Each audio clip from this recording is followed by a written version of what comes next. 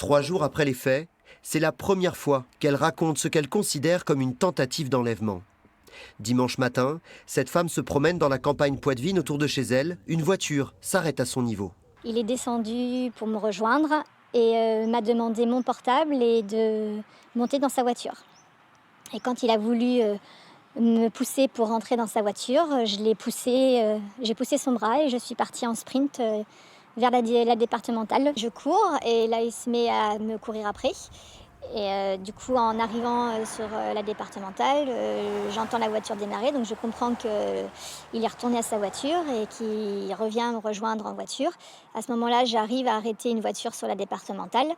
Et à ce moment-là, quand il voit que j'arrête une voiture, il part en trombe dans la direction opposée. Selon elle, l'inconnu âgé d'une trentaine d'années est en chasse. Il est déterminé. À ce moment-là, on est en mode survie.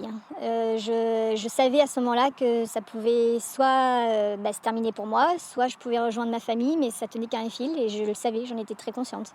La même voiture que celle décrite par la promeneuse aux enquêteurs sera identifiée sur la scène de l'enlèvement et du viol de la petite fille à Villiers, moins d'1 heure plus tard, à 10 km de là.